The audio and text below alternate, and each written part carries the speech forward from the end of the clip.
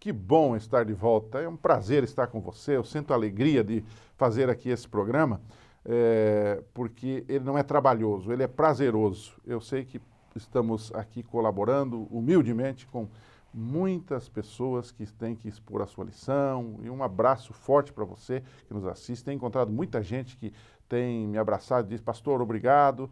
Mas Deus seja louvado por isto aqui, e a gente vai continuar para a honra e glória de Deus e também para o nosso crescimento espiritual, porque quem cresce, na verdade, sou eu, saiba disso.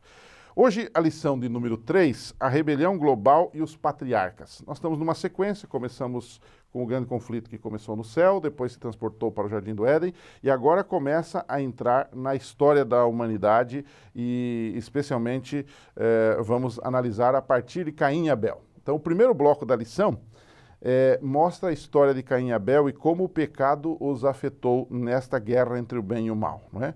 Nós sabemos que os pais de Caim e Abel esperavam muito deles, como todo pai espera, como toda mãe espera, não é?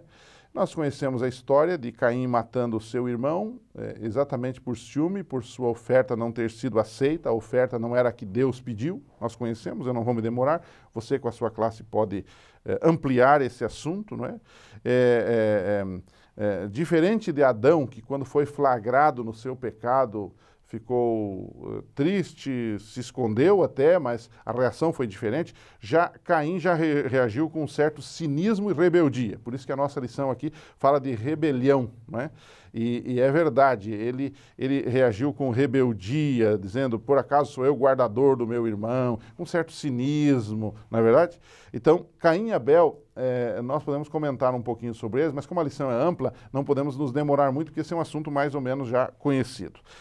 O segundo bloco da lição trabalha com o dilúvio, não é?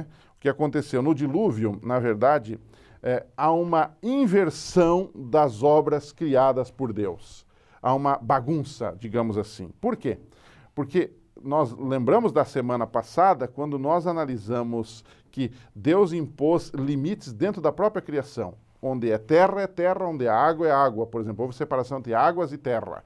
Já no dilúvio, há exatamente o inverso disso. As águas invadem a terra e criam todo um transtorno global, não é? Então, o dilúvio também, há não apenas a separação das coisas que Deus tinha criado, mas há também a separação do homem, a prova de que o homem se separou de Deus pelo pecado. No dilúvio, também Deus separou um justo, e esse justo é Noé, que foi achado justo e íntegro no meio dos demais pecadores. É uma lição fabulosa, né? É interessante isso aqui, uma grande lição para nós. Podemos aplicar isso com os nossos alunos. Deus está procurando Noés no mundo de pecado de hoje, que no meio da podridão possam se levantar e testemunhar do amor e da graça de Deus na sua vida e para os outros também. Depois, na sequência, nós tivemos Caim e Abel, depois o dilúvio. Tudo tem que passar meio rápido, fazer breves comentários, breves discussões. E, finalmente, nós chegamos em Abraão. Nós conhecemos a história de Abraão, onde Deus também foi buscar alguém que estava lá no meio do pecado. Veja, o conflito está aí. O que a lição quer nos dizer é o seguinte: o grande conflito está em andamento. O bem e o mal estão se digladiando. Mas Deus tem os seus fiéis e Deus busca os seus fiéis lá no meio do lodaçal do pecado. Ur dos Caldeus era uma cidade conhecida por sua impiedade. E Deus foi buscar Abraão lá, Deus o chamou, né? E finalmente Deus o provou também, não é? Na lição nós temos o episódio do sacrifício, quase sacrifício de Isaac, onde Deus ali revelou o seu amor para com Abraão e para com todos nós, providenciando o cordeiro. Aquele era um exemplo de que viria depois Jesus. E depois, na sequência, depois de Abraão, nós também temos um quarto bloco aqui na lição, que é Jacó e Esaú, né? E aqui eu coloquei algumas coisas, eu vou pedir para o operador colocar na tela três pontos onde a gente pode pensar um pouquinho até para discutir na classe. Primeiro, na história de Jacó e Esaú, nós vemos que o pecado, que é a marca do grande conflito, se manifesta nos relacionamentos entre irmãos. Infelizmente, às vezes, até dentro de uma família pode haver discordância, brigas, separações. O pecado, em segundo lugar, se manifesta no relacionamento entre parentes, Você veja o egoísmo de Labão nesse episódio com Jacó, né, que o enganou. Né? Depois você tem o pecado pode ser perdoado e as pessoas restauradas em uma aliança com Deus. Nós conhecemos a história, Jacó se converte. O Jacó trambiqueiro, suplantador, torna-se o Jacó Israel, o povo de Deus. Deus é maravilhoso e ele nos dá oportunidades tremendas, não é? E esse bloco podia ser terminado também com a história de José e seus irmãos. A mesma história, José foi vendido pelos seus irmãos. Quando ele pensou que tudo estava perdido, Deus o trouxe de volta, Deus o restaurou, e não apenas o restaurou, Deus o colocou num patamar bem superior. Se você está passando por alguma luta, se você está passando por alguma rejeição, se você se sente alguém que parece que Deus te abandonou, não se esqueça de José.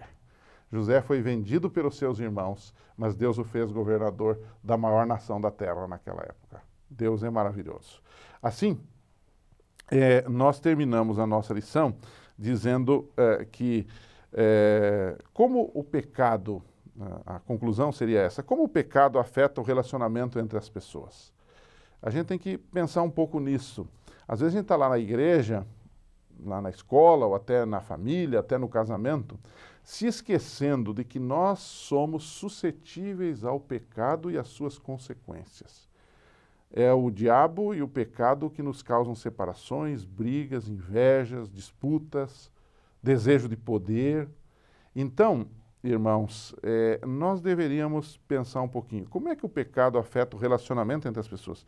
E a segunda pergunta, ligada a essa, para a gente conversar um pouquinho ali na nossa unidade, é como a gente pode evitar os desgastes que o pecado ocasiona na nossa vida? Como a gente pode fazer isso? Bom, cada um vai ter a sua opinião, vai falar de textos bíblicos, e é aí que proporciona exatamente a nossa discussão. Um bom trabalho para você no próximo sábado, na discussão da sua lição, e que Deus o abençoe grandemente. A gente se encontra.